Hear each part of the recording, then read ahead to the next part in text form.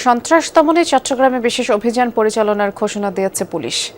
চাঁদাবাজি, মাদক বাণিজ্য বন্ধে জিরো টলারেন্সের কথা জানান সিএমপির নতুন কমিশনার। কিশোর গ্যাংয়ের দৌরাত্ম্য বন্ধে এবং যানজট ও ট্রাফিক অব্যবস্থাপনা দূর করতে বিশেষ পরিকল্পনাও তুলে ধরেন তিনি। ভোটের আগে বিএনপির প্রার্থীর প্রচারণায় সশস্ত্র হামলা, সন্ত্রাসী সরোয়ার বাবলা হত্যাকাণ্ডের পর থেকে উত্তপ্ত চট্টগ্রামের আন্ডারওয়ার্ল্ড। শীর্ষ সন্ত্রাসী সাজ্জাদ আলী খানের অনুসারী হিসেবে পরিচিত ছোট সাজ্জাদ সহ অন্যান্য সন্ত্রাসীদের সশস্ত্র কর্মকাণ্ড বহুল আলোচিত। পাশাপাশি বেড়েছে ছিনতাই, চাঁদাবাজি, দখল বাণিজ্য।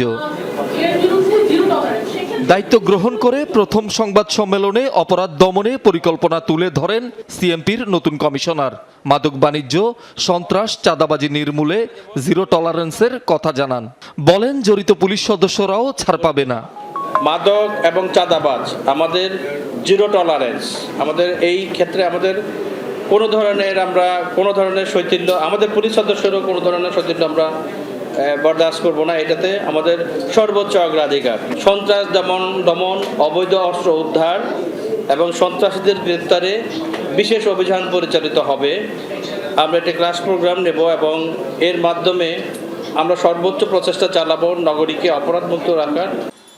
বন্দরনগরীর সড়কে বিশৃঙ্খলা, ট্রাফিক অব্যবস্থাপনায় ভোগান্তি চরমে। আইন না মানার প্রবণতা সবার মধ্যে। চালক যাত্রীদের ভোগান্তি চরমে। এসব বিষয়েও পদক্ষেপ গ্রহণের আশ্বাস দেন কমিশনার। নগরবাসীকে যানজটমুক্ত নগর জীবন উপহার দেওয়ার জন্য আমাদের ট্রাফিক ব্যবস্থা নিরলসভাবে কাজ করে যাচ্ছে এবং আমরা একটি অব্যাহত রাখবো। ইনশাআল্লাহ চট্টগ্রাম নগরীকে আমরা একটি শান্তিপূর্ণ সেফ সিটি হিসাবে গড়ে তুলতে সক্ষম হব। বুধবার সিএমপির 34তম কমিশনার হিসাবে দায়িত্ব গ্রহণ করেন উপপুলিশ মহাপরিদর্শক হাসান মোহাম্মদ শওকত আলী। শহীদুল সুমন, যমুনা নিউজ, চট্টগ্রাম।